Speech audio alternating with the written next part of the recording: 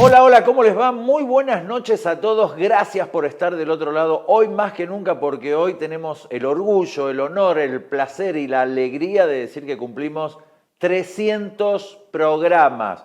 No es fácil. ¿Por qué nos alegramos? Porque obvio que no es fácil llegar a 300 programas. Sí, es verdad, hay un montón de programas que han cumplido 1000 programas, 2000 programas. Bueno, nosotros nos ponemos felices con estos 300 programas. Empezamos allá por el 2018, por eso ya estamos transitando la séptima temporada, ya hemos cumplido 6 años. Empezamos en un estudio muy modesto, muy humilde, con muy pocas personas trabajando, un programa de media hora, de algo que ya Mario Coltan venía haciendo en distintos programas de Canal 10, hasta que logramos tener nuestro propio programa, después nuestro propio estudio, nos fuimos a 1 hora y ahora tenemos un estudio mucho más grande, mucho más amplio, con más tecnología, con más personal, con más gente, con más amigos que se han ido sumando y sobre todo con el apoyo de más personas gracias a ustedes que de boca en boca van diciendo, che, vean Economía de Bolsillo, hablan de esto, hablan de lo otro. Gracias también a las críticas que hemos recibido en estos 300 programas, en estos 6 años, viviendo los 7 años ahora, la séptima temporada, pero nos sirvieron mucho las críticas para cambiar, para mejorar, o en algunos casos también para poder debatir con ustedes a través de las redes sociales o en el encuentro que tenemos con Mario y quien les habla cuando nos encontramos por ahí en la calle, decimos, che, me parece que esto no estuvo bueno, o esto sí, o tenés razón en esto, o en esto no, y eso es genial. Eso es el ejercicio sano de la democracia, el poder discutir, el poder dialogar, el poder coincidir o no en un pensamiento, en una línea crítica, en una línea de idea. Y no ir a hacerse los pícaros o las pícaras y llevar coronas mortuorias a lugares donde hay gente que se va a quedar sin trabajo, porque no está bueno quedarse sin trabajo y menos en esta época. Eso no está a piola, pero bueno, son los tiempos que vivimos. Nosotros siempre insistimos en alejarnos de la violencia y en intentar utilizar esto, la cabeza, la mente, estudiar. Podemos, insisto, coincidir con ustedes o no, pero siempre lejos de las agresiones, siempre lejos de los insultos, siempre lejos de las peleas y las polémicas. A nosotros nos interesa comunicar una idea y mostrar cómo es la economía de bolsillo, la de todos los días, y cómo la macroeconomía, ¿sí?, la economía grande, le impide o le ayuda a usted a poder vivir en un mundo más justo y equilibrado. Mario no está con nosotros, hoy está todo el equipo, no está Mario con nosotros porque tuvo que viajar al sur del país, pero sí nos dejó este saludo. Hola, hola, ¿cómo les va? Muy buenas noches.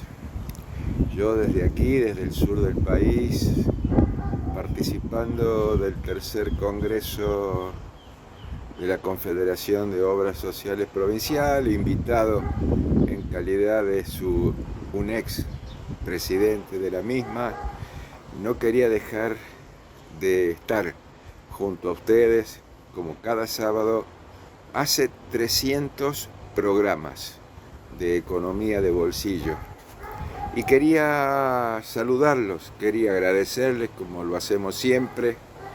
Quiero agradecer a todo el equipo, quiero agradecer a cada uno de ustedes que hicieron posible que este desafío de compartir con ustedes la economía como un tema más amigable, más accesible, que se pueda entender, comprender y compartir. Quería mandarles un saludo grande. Quería decirles de que estoy orgulloso de Cato y de cada uno de nuestro equipo, Andrés, Cristian, Patricio, Facundo, cada uno, Cejo, todos. No quiero dejar de mencionar a ninguno. Y quería agradecerles infinitamente y mandarles un abrazo grande, y en esta apertura de programa no quería estar ausente y decirle a Cato y a todos ustedes muchísimas gracias. Y una columna más vamos a acompañar en el programa de hoy, aunque estemos a miles de kilómetros de distancia, pero en el sur del país, en la provincia de Neuquén. Gracias, Mario. También se te extraña por estos lares. Buen retorno y ya nos vamos a encontrar en el 301, por supuesto, acá con todo el equipo haciéndote el aguante. Lo que no aguanta es el precio de los remedios, gente. de verdad, no se aguanta el precio de los remedios. Y una pregunta que recién empezó a surgir ahora, pero ¿se acuerdan que nosotros en muchos programas tocamos este tema, digo, que tiene que ver con el precio de los remedios? ¿Por qué los remedios aumentan como aumentan? ¿Quién regula, quién maneja ese tema de los remedios? Porque no puede ser que Argentina, con la cantidad de empresas que se dedican a fabricar remedios, tenga los precios muchísimo más altos que en Europa o en Estados Unidos. Bueno, mira, nosotros con la producción armamos una serie de placas como para que se entienda un poco de qué estamos hablando. Miren lo que es este informe en placas, ¿no? Vamos a ver, ahí está, remedios sin remedios. Si me sacan la botellita delante de la tele voy a ver mejor. Los remedios en Argentina cuestan 5 veces más que en España. Sí, 5 veces. El IPC Salud 2023 nacional fue de 227,7, ¿sí? El índice de precios al consumidor de la salud. El índice de precios al consumidor de las prepagas en el 2023 en el Gran Buenos Aires fue del 134,9%. Eso fue en el Gran Buenos Aires. El índice de precios al consumidor general nacional el año pasado llegó al 211,4%. ¿Se acuerdan, no? Una inflación altísima, galopante. El índice de precios al consumidor para medicamentos y equipos de salud en Gran Buenos Aires únicamente fue del 286%, más alto que todos los índices. Miren los remedios. Por ejemplo, la metformina en la Argentina sale 34.000 pesos, en España 4.300 pesos, es para la diabetes. El diclofenac, todos alguna vez tomaron 20.000 pesos en la Argentina, 3.700 pesos en España. ¿Por qué? Si es lo mismo, ahí está Cato acomodándose la rodilla. España tiene 174 plantas productoras de medicamentos. 174 plantas productoras de medicamentos, ¿sí? Mientras que en Argentina tiene 190 plantas y los precios siguen aumentando. Una cosa de loco. ¿Entienden que nosotros tenemos más plantas de medicamentos que lo que tiene un país como España? ¿Por qué lo comparamos con España? Porque es un país desarrollado, que habla nuestro mismo idioma, y España tiene el mismo sistema de medicamentos y los mismos índices de medicamentos que la Argentina. Se consumen muchísimos medicamentos en España de venta libre, igual que en la Argentina. Por eso lo comparamos con España. Pero pasa también en el resto de Europa, pasa en Estados Unidos, que los precios son más baratos que en Argentina. ¿Por qué los precios están tan caros en Argentina? Bueno, en TN estaban haciendo una nota con uno de los directivos más grandes de las farmacéuticas de la Argentina, de la Unión de Farmacéuticos Argentinos, y decía esto. De hecho, mucha gente ha dejado de tomar remedios. Sí. Aunque los necesite, ha dejado de hacerlo porque es imposible poder comprar. Mucha gente que los saltea. Sí. Gente que por ahí tiene que tomar remedios para la hipertensión, por ejemplo, y dice, bueno, no me alcanza la pastilla para 30 días, entonces elijo un día sí, un día no. Y todo esto que estamos viendo y que sentimos, ahora hay un informe que dice que en Argentina los medicamentos pueden costar hasta 5 veces más que en España. Una locura. Vamos a hablar con Rubén Sajemes, director del Centro de Profesionales Farmacéuticos Argentinos, para conocer desde adentro, ¿no? Cómo lo están viviendo ustedes. ¿Cómo le va? Buen día. Buenos días, ¿cómo están? ¿Qué tal? Muy bien. Rubén, impresionan estos datos. ¿Por qué son tan caros los remedios en Argentina? Porque no se regulan. Comparados con España, como bien se dijo, hay una diferencia enorme de precios. En España los medicamentos son 5 o 6 veces más baratos que en Argentina, medicamentos muy usados incluso para el tratamiento de enfermedades crónicas, pero en España se regulan los precios de distintas maneras, como pasa en todos los países, y en Argentina no. Entonces en Argentina, en los últimos meses, podemos decir, en los últimos 10 meses, los medicamentos han aumentado casi un 100% por encima de la inflación. Por encima de la inflación. Exactamente. Y además de que porque no se regulan, digo, ¿la industria da alguna razón? No, la industria fija los precios para maximizar sus ganancias, pero obviamente la industria no es la que tiene que definir las políticas sanitarias. En Europa, en España, que es el caso que se está mencionando, incluso en Estados Unidos, en países muy liberales como Luxemburgo, Austria, siempre se regula el precio de los medicamentos, porque está ya demostrado y es sabido que el mercado, las reglas del mercado, así se las quiere aplicar, no aplican a los medicamentos, porque no hay un consumidor que pueda elegir el momento de comprar, que sepa lo que está comprando. No, claro, eso lo receta el médico. ¿Y en cuánto ha bajado la venta? Bueno, eso es lo que es muy preocupante. Si tomamos el mes de septiembre, el uso de medicamentos cayó un 15%. Estamos hablando de 10 millones de unidades menos que se usaron de medicamentos comparados septiembre de 2024 con septiembre de 2023. Es re simple la respuesta. La misma gente, el mismo personal de la farmacia se lo da, porque no se regulan los precios. En Estados Unidos se regulan los precios de los medicamentos. En Europa se regulan los precios de los medicamentos. Eso atenta contra la libertad, gritarían. No, no atenta contra la libertad. ¿Sabes por qué? Porque los remedios son totalmente necesarios. Vos podés prescindir de comer pan, podés suplirlo con otro alimento. Vos podés prescindir de tomar una cerveza, toma agua, pero los medicamentos no. El que es hipertenso, el que tiene problemas cardíacos, el que tiene enfermedades crónicas, no puede prescindir de los medicamentos. Los necesita para vivir. Entonces, ¿qué hacen las empresas? Vos necesitas el medicamento, lo necesitas sí o sí. Yo te lo vendo al precio que yo quiero, 20.000, 30.000, 40.000, 50.000. No lo puedo pagar, problema tuyo. Y no tiene que ser así. Entonces, ahí es cuando el Estado interviene. Entonces, el Estado no es tan malo como te lo quiere mostrar Javier Gerardo. El Estado necesita regular, porque si no, la gente se te muere o te colma los hospitales y te colapsa el sistema de salud. Entonces, se llama equilibrar, manejar, tener las cosas como las tienes que hacer. El Estado no es tan malo como te lo quieren mostrar. Al Estado hay que mejorarlo. Hay que mejorarlo, manejarlo bien, tenerlo bien, ordenado, eficiente, pero no destruirlo. Al Estado no se lo destruye, porque si no, pasan cosas como las que están pasando con los medicamentos. Hacemos la primera pausa y ya venimos con este programa número 300 de Economía de Bolsillo.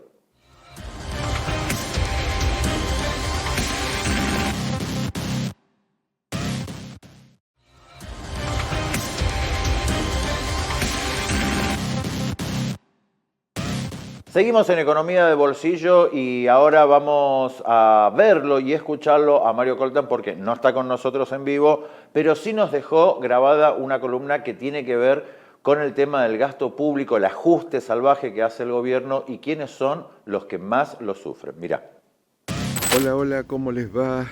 Bueno, de esta manera de grabar y compartir una parte de la columna que hemos decidido en la programación aportar en este programa número 300 que tanto nos enorgullece, quiero manifestarles que hay un tema reiterado por nosotros y tiene que ver con el llamado superávit fiscal. Superávit fiscal que siempre hemos dicho tiene que ver con la diferencia que hay entre los ingresos y los egresos del Estado Nacional.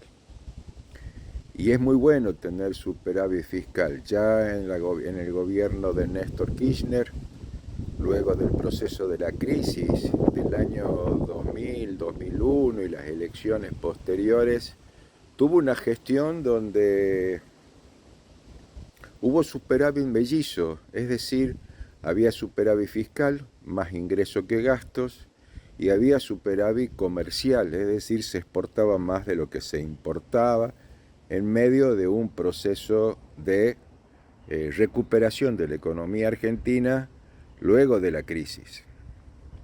¿Qué nos pasa ahora? Y vamos a compartir con una gráfica que seguramente la producción pondrá junto a esta grabación, de cómo se genera esta situación especial del gobierno que muchos definen como un veranito momentáneo. El Estado ha aumentado los impuestos, entre ellos el impuesto país, ha reducido la importación, es decir, hay un proceso recesivo donde lo que se está produciendo es mayores exportaciones que importaciones, por lo tanto hay un superávit comercial. Y en el superávit fiscal ellos han hecho un recorte extraordinario. Cuando uno habla de recorte de los gastos, muchas veces se compara con lo que pasa en la familia. Si yo cobro el sueldo y no pago ninguna deuda, todo lo que me ingresa me queda en el bolsillo. En el Estado no es lo mismo, pero a modo de ejemplo y siguiendo esa reflexión que algunos economistas de manera fácil tratan de explicar la economía, Diríamos de que en el Estado lo que está pasando es que hasta el mes de septiembre del año que estamos transcurriendo, 2024, el Estado ha hecho recorte en los gastos públicos, obligaciones del Estado Nacional para con los argentinos, en donde queda muy claro por qué hay en definitiva ese superávit. Hay ingresos que cada vez son menores, porque la recesión genera menos actividad económica y por lo tanto hay menos recaudación tributaria, pero han hecho recortes no sobre la casta, no sobre los privilegios. Han hecho recortes sobre los siguientes conceptos. Tal vez en la gráfica podamos entenderlo mejor. En billones de pesos, miles de millones de pesos, los jubilados y pensionados de la Argentina han aportado el 25% de los recortes del gasto del Estado Nacional.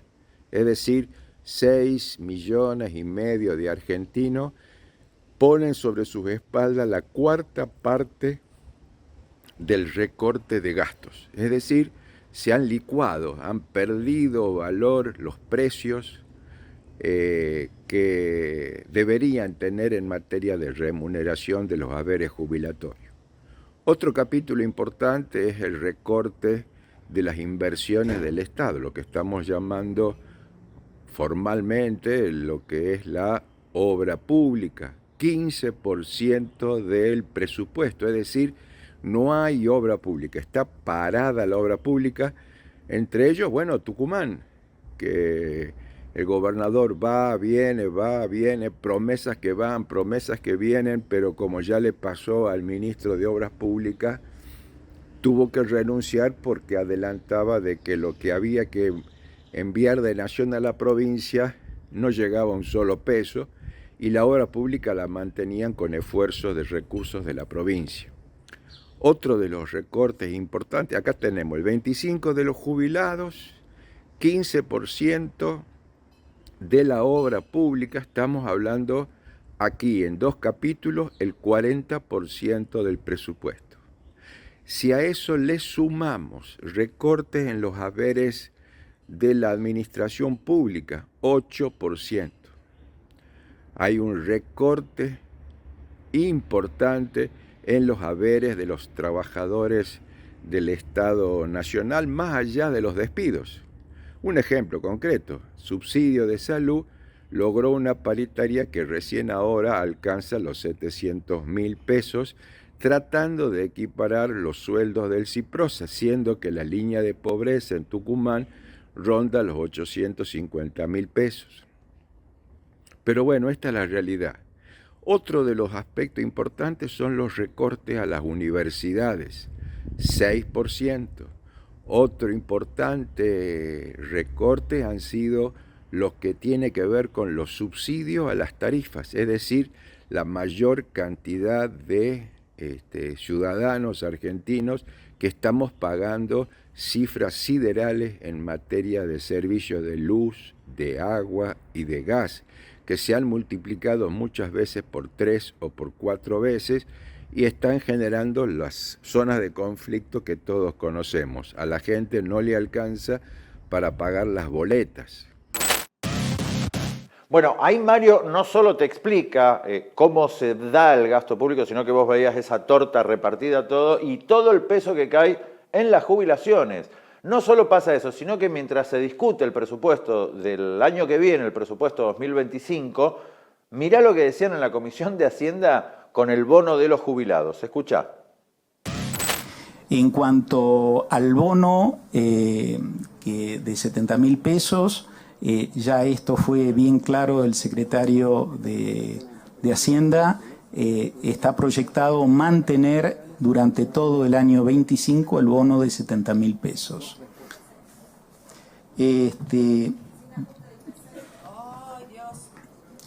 Sin ajuste de IPC.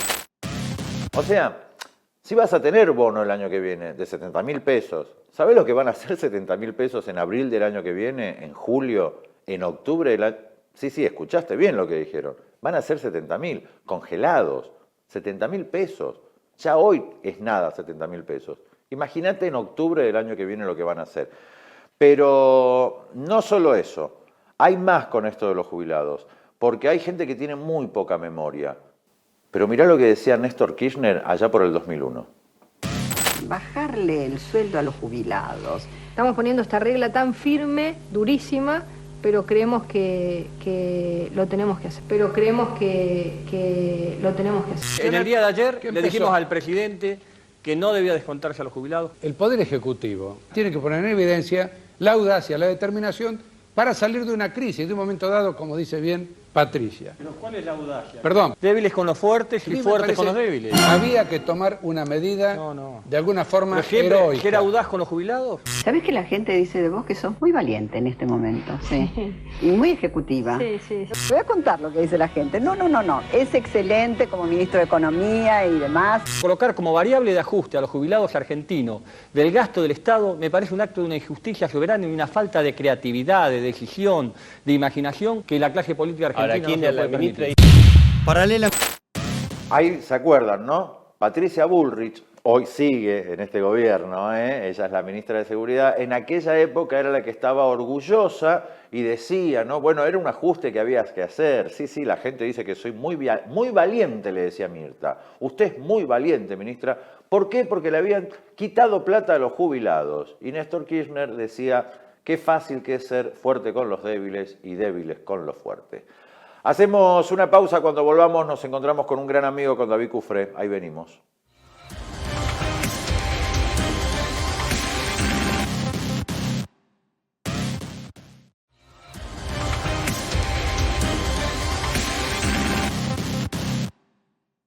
Seguimos en Economía de Bolsillo y nos vamos a encontrar a alguien que hace muchísimos programas que está con nosotros. No son 300 programas, pero que lleva muchos programas con nosotros, no hay lugar a dudas. David Cufré, ¿cómo estás? Buenas noches. Buenas noches, Cato. Qué alegría. Felicitaciones por estos 300 programas. En unos cuantos estuve, que hace ya bastante. Muchos, che. Yo creo que desde el programa 100, por ahí más o menos, que ya venís con nosotros. Sí, desde el 2021, creo. Entonces es muchísimo, una banda. Una banda con nosotros. Bueno. Pasó de todo en la economía, ¿no? ¿Cómo? Y pasó de todo en la economía estos años. Y lo que falta que pase todavía, ¿no? Porque, a ver, es muy raro, ¿viste? Tratar de dialogar con alguien, no con todos, pero tratar de dialogar con gente de la Libertad Avanza es muy raro, porque todavía hay que explicarles que por más que se dolarice la economía, no van a cobrar el equivalente en dólares. Y ahora hay que explicarles que porque cierre la FIP no significa que no van a pagar más impuestos. Es extraño esto, y además es extraño lo que se hizo con la FIP y el nombre muy sugerente que le pusieron, ¿no? Sí, el ARCA, vamos al ARCA. Al ARCA. A la Agencia de Recaudación y Control Aduanero. Y al que salga vivo, que llegue al otro lado de la orilla, que mande saludos. Claro. ¿Por qué se hizo esto, David? Digamos, lo primero es para ajustar empleados públicos, para echar gente. Van a echar a 3.155 empleados de la FIP, o sea, en el plan motosierra, que van reduciendo empleados públicos todos los meses. Viste que el día 30, 31 del mes, el INDEC publica el informe de dotación de personal del Estado, o sea, los empleados públicos, en la administración central, en las empresas públicas y demás. Y bueno, ahí vas viendo todos los meses, echan 1.000, 2.000, 3.000, y bueno, ahora le tocó el turno a la FIP dentro de ese marco. Primer concepto. Lo segundo es que es lo más preocupante, o sea, no, eso ya es preocupante y claro, es un motivo de debate muy profundo, si hacían falta, no hacían falta, porque, digamos, el Estado en todo este proceso de ir despidiendo empleados públicos, al mismo tiempo se desentiende de funciones. Si vos echás a empleados públicos del área de desarrollo social y no tenés después trabajadores para atender el territorio a la persona que le falta el colchón, y bueno, está bien, te ahorraste el empleado, pero a la persona que le falta el colchón no tiene a dónde recurrir. O si echás en el ANSES, o si echás en Derechos Humanos, o si disolvés el Ministerio de la Mujer, o si disolvés el INADI. Está bien, no tenés más INADI. Te ahorraste esos empleados, entre comillas lo digo, ¿no? Claro. Pero tampoco tenés la función de evitar la discriminación. y así en cada área que vos te achicás, es como si en tu casa decís, bueno, no contrato más el jardinero, la reparación del ventilador no la hago, si había que, no sé, arreglar el extractor de aire no lo hago, no le cambio el filtro. Está bien, te ahorras todo eso, pero después el extractor de la cocina no te saca el humo y el jardín está hecho un espanto y así, sucesivamente. O sea, es lo mismo, el Estado se achica, pero deja de cumplir funciones. Y en este caso de la AFIP, ¿cuál es la función de la AFIP, la principal? Bueno, perseguir a los que evaden impuestos. Y si vos disminuís la función del Estado persiguiendo a los que evaden impuestos, le estás dando, digamos, aire a los que tienen más fuerza que vos y más músculo que vos para evadir. De por sí el poder económico ya está armado con sus consultoras nacionales, internacionales, estudios jurídicos, estudios contables, para pagar los menos impuestos posibles. Hacia eso, el organismo que le tiene que hacer frente se debilita y bueno, pasa a perder capacidad de fiscalización. El gobierno dice que no, que va a mejorar la eficiencia, los sistemas. Bueno, en principio lo veremos el resultado de acá a un año, si querés, o acá a 5 años, pero en el mientras tanto, claramente surge esto otro que te digo, es un Estado que se achica en personal, pero se achica en sus funciones y en sus capacidades. Y acá está pasando lo mismo, en principio. Después veremos si efectivamente, como dice el gobierno, va a ser más eficiente y va a ser justamente al revés, con más fuerza para perseguir a los evasores. No parece más bien lo contrario, y también por los personajes que lo hacen, ¿no? No lo veo a Caputo, que trabajaba en el JP Morgan, claro, o digamos, a la titular de la aduana, ahora de energía, que trabajaba en la empresa de gas. O sea, es un gobierno como el de Macri, donde mucha gente con peso en el sector privado, en el sector empresarial, ocupa funciones de fiscalización y control dentro del Estado. En el gobierno de Macri no nos salió nada bien, por ahora veremos qué pasa con la AFIP. Por ahora uno siente, no, en realidad, perdón, al revés, uno no lo siente, David, pero según el gobierno los números le están dando bien. Ahora, ¿a raíz de qué? Recién en el bloque anterior, Mario Coltan nos explicaba en una columna lo que era el déficit cero, cómo se llegaba y cómo se sufría para llegar a ese déficit cero, porque no es que sufren los que más tienen o tienen que hacer un ajuste los que más tienen, sino que el ajuste siempre viene por los de abajo. Con este cierre de la AFIP o esta reestructuración, si se quiere, la AFIP, sigue pasando exactamente lo mismo. Y exactamente lo mismo, sí, es así. Es así, pero ya te digo, acá lo más preocupante es que se debiliten las capacidades de control del Estado sobre el sector económico, sobre los sectores concentrados, sobre los sectores poderosos. Que me parece que en el fondo apunta a eso esta reforma. Siempre, digamos, ponen al frente como escudo que hay ñoquis y que el Estado es ineficiente. Eso siempre es la excusa para venderlo ante la sociedad. En la práctica, mi sospecha, mi preocupación es que en realidad lo que quieran es ser consecuentes con otras cosas que vienen haciendo. Por ejemplo, bajarle los impuestos a los ricos. Le bajaron impuestos a los bienes personales, les dan súper facilidades a 5 años. O sea, toda la política tributaria viene siendo en línea de que los sectores concentrados, los sectores económicos más poderosos, paguen menos impuestos contra los sectores de los trabajadores que pagan más impuestos, por ejemplo, ganancias, o por ejemplo lo del IVA. ¿Te acordás que cuando empezó este gobierno, sí, el gobierno anterior había puesto la devolución de hasta 18.000 pesos en el IVA? Bueno, eso se borró. Entonces es un poco lo que decía Mario, es el ajuste fiscal sostenido por los sectores populares en beneficio de las grandes empresas o las empresas. Eso es un poco las empresas que sacan ventaja en esta economía, porque el resto de las empresas lo están pasando mal. Pero ese es un poco el concepto, ¿no? Una economía donde no se puso un impuesto extraordinario a las grandes fortunas o a las ganancias extraordinarias por la devaluación. Se pone ganancias a los trabajadores.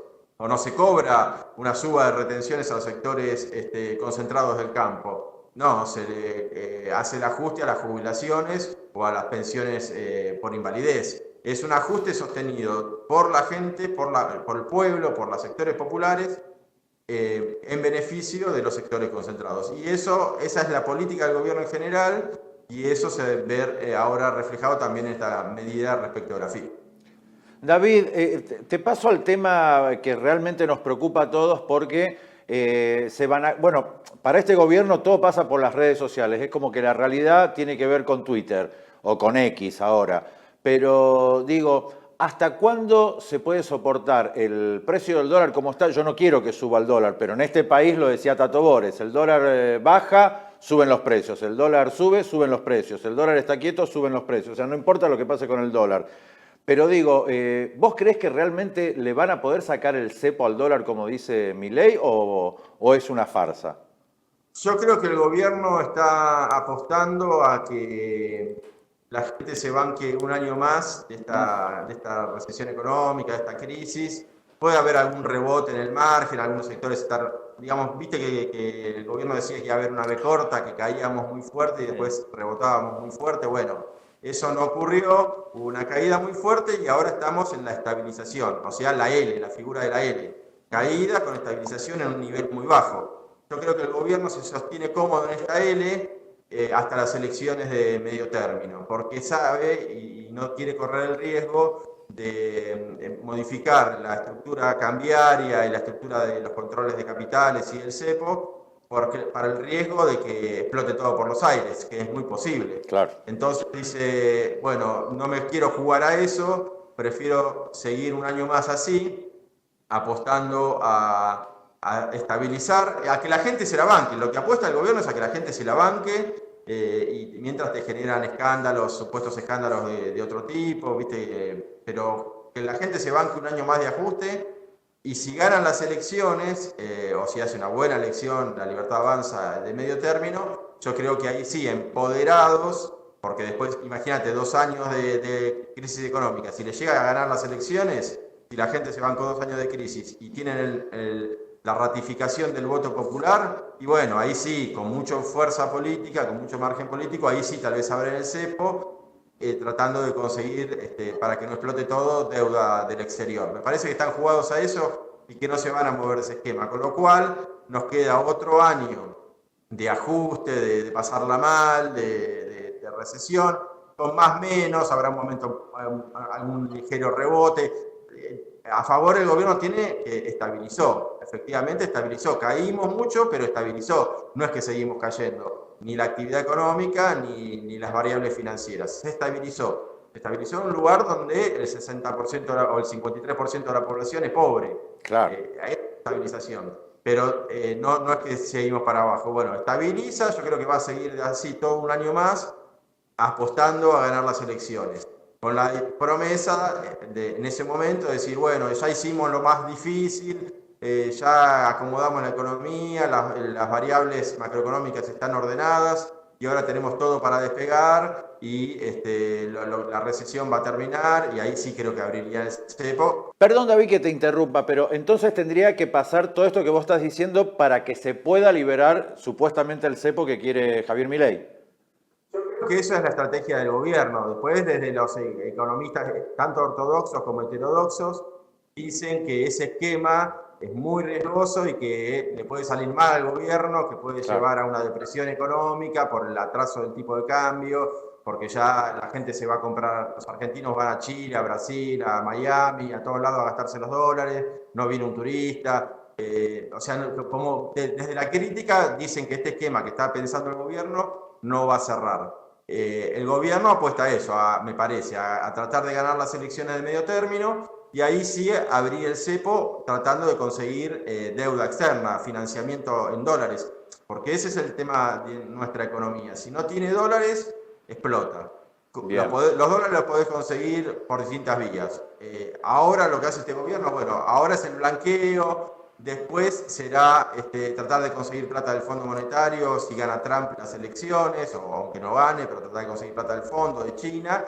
Y volver, sobre todo, volver a los mercados de deuda internacionales. Entonces yo creo que el gobierno va a tratar de esperar hasta las elecciones, va a tratar de ganar las elecciones o salir, digamos, ratificado en lo que está haciendo, la gente se lo banca, y a partir de ahí volver a los mercados del exterior para seguir tirando un tiempo más. Mientras tanto, digamos, se destruye la estructura productiva, la industria, el trabajo, los salarios. Todo. El gobierno, digamos, en el fondo me parece que apuesta a eso, a que la sociedad argentina acepte condiciones de distribución del ingreso y del funcionamiento como los actuales y estabilizar, pero a un nivel muy bajo. Perfecto. David, querido, las felicitaciones a vos también por estos 300 programas, el abrazo de siempre y no te voy a preguntar cómo deberíamos formar el martes, pero que el milagro y Dios nos ayude, ¿eh? Sí, vamos con fe, vamos con fe. Que la gente crea que tiene con qué creer. ¿Ah? Y felicitaciones otra vez por los 300 y que sean 300, 1200, 1 millón más. Gracias, David, te mandamos un abrazo enorme. Gracias. Nosotros hacemos la última pausa, ya venimos con más economía de bolsillo.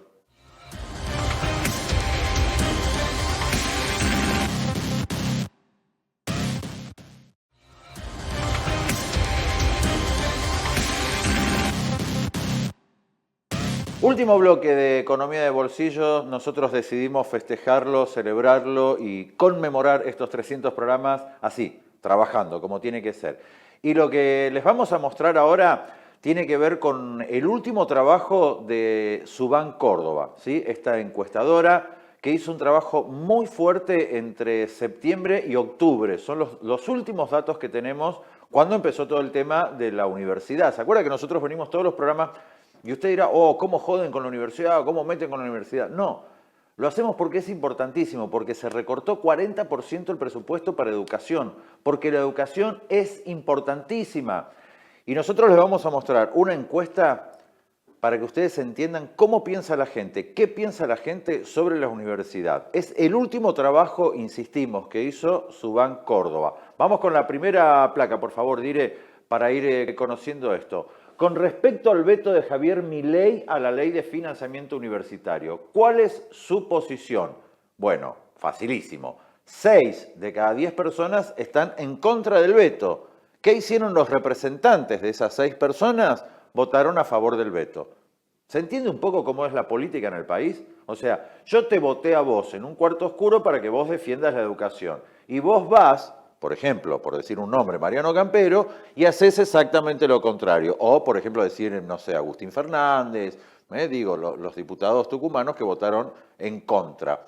En contra de la universidad y a favor del veto. Bueno, el 59,3% de la gente, casi el 60% de la gente está en contra del veto. Segunda placa, por favor, director. ¿Está de acuerdo con la siguiente frase? Las universidades públicas son un orgullo para Argentina. ¿Qué decir, no? El 86,4% está de acuerdo con que las universidades públicas son un orgullo para Argentina. Me salió un tono medio gato silvestre. Las universidades públicas son un orgullo para la Argentina. Siguiente placa. ¿Está de acuerdo con la siguiente frase? ¿Las universidades públicas son un gasto innecesario?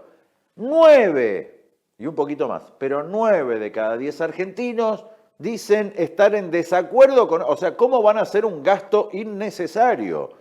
9 de cada 10 argentinos dicen, no es un gasto innecesario, para nada, y no lo es.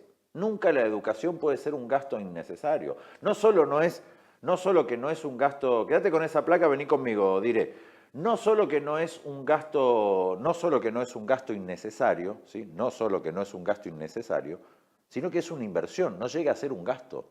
La educación nunca es un gasto. Quiero que se entienda bien ese concepto. La educación es una inversión que hace una familia para con sus hijos o que hace uno mismo con uno mismo. Cuando uno decide voy a estudiar tal carrera, voy a estudiar tal cosa, voy a ponerme a estudiar tal... Está pensando como este 91% de la gente. ¿Sí? Todo este color chicle que tenemos acá es lo que piensan 9 de cada 10 personas. No es un gasto innecesario, nunca, ni siquiera es un gasto, es una inversión. Ahora sí, avanzamos, Andrés querido, otra placa. ¿Está de acuerdo con la siguiente frase? Los pobres no llegan a la universidad pública. ¿Qué? 76% opina que no. ¿Cómo que no van a llegar a la universidad pública? Sí llegan, están de desacuerdo con esa frase. De hecho, yo insisto, mis viejos eran de familias humildes y fueron a la universidad, estudiaron en la universidad. Yo estoy abajo de la línea de pobreza y mi hijo va a la universidad. Y mi hija del corazón va a la universidad. De 3 tengo 2 en la universidad. Mira cómo te lo digo. Entonces sí, los pobres llegan. ¿Por qué? Porque les da la oportunidad, porque es educación pública, iguala, da la oportunidad de poder estudiar. Sigamos. La frase es, la universidad pública ayuda a la movilidad social. 8 de cada 10 argentinos, es decir, el 80%, cree que es así. 8 de cada 10 argentinos piensa que la universidad pública ayuda a la movilidad social. Las cosas que pasan acá en el estudio no les puedo explicar. Bien, están con el programa 300 los chicos. Vamos con la otra placa. Esta es tremenda, ¿eh? No, fíjense lo que es ese número. Por favor. La pregunta es simple. ¿Está de acuerdo con esta frase? La educación es la herramienta para crecer como país. El 99% está de acuerdo. En ese 99% tienen que haber libertarios. Tienen que haber macristas, tienen que haber del PRO. Porque es el 99%. Es una encuesta que se hizo a 8.000 personas. En 8.000 personas un libertario te encontrás. Si el 99% está de acuerdo con que la educación, es la herramienta para crecer como país, viejo, presidente, date cuenta, hermano. Date cuenta. Es la herramienta para crecer como país. Y vos le financiás 40%. ¿De qué estamos hablando? Campero, Marianito, gobernador querido, una cosa es hablar con un presidente, ponerse de acuerdo para las obras, todo, y otra cosa es ir y levantar la manito, ¿no? Perdón que se lo diga, pero es lo que yo pienso y me parece que es así. Una más. Milei tiene que ajustar a las universidades. ¿Está de acuerdo con esa frase? Bueno, la mayoría de las personas, el 60,9%, está en desacuerdo. No le tiene que ajustar. ¿Por qué siempre ajustan por donde no tienen que ajustar? Siempre la educación, la salud, los jubilados, las pensiones, siempre por ese lado quieren ajustar. Nunca un galperín, un techín, ahí no se meten. ¿Cuántas nos quedan? ¿Cuántas placas nos quedan? Diré, bien, hacemos 3 más, la última no, 3 más, dale, vamos con la que sigue. Bueno, ¿está de acuerdo con la siguiente frase? El veto se logró por el acuerdo Milei-Macri, y sí, el 73% no come vidrio. Ahora, hay un 16% que no sabe, chicos, ¿en serio no sabe? ¿No se dieron cuenta? Bueno, sí, fue por eso, fue por el acuerdo Milei-Macri que se logró ese veto. Y la próxima placa que dice, las universidades deberían hacer un uso más eficiente de su gasto, ¿está de acuerdo el 57, 67? Sí, 67%, sí, todos estamos de acuerdo. Ese es el problema, ¿entendés? Que la gente cree que nosotros los que estamos a favor de la universidad, estamos a favor de que se despilfarre, que sea un viva la... ¡No! Obvio que queremos un uso más eficiente de sus gastos, obvio que denunciamos todo lo que acá se ha hecho pésimamente en la Universidad Nacional de Tucumán. De hecho, estamos esperando todavía la famosa ciudad universitaria y todo lo que se robaron de ahí adentro. Pero, muchachos, tampoco es para... Bueno, cerremos todas las universidades. No, desfinanciemos la educación. No, la última nos queda, ¿verdad? La placa número 11. Y la pregunta es, ¿está de acuerdo con la siguiente frase? Milei no cree en la educación pública. Bueno, hay un 60% de las personas que dice sí, me parece que Milei no cree en la educación pública. ¿Por qué pasa esto? Gracias, Andrés, gracias a la gente de Subán Córdoba. ¿Por qué pasa esto? Porque a veces quienes nos gobiernan están alejados totalmente de la realidad. Nunca fueron a la educación pública, nunca estudiaron en una universidad pública, nunca, decídanse, nunca, acá muchachos, nunca estuvieron con la educación pública, entonces por eso les cuesta tanto entender lo que es la educación pública. Para mí ese es uno de los grandes problemas. Bueno, llegamos al final del programa número 300. Gracias absolutamente a todos, gracias a todos.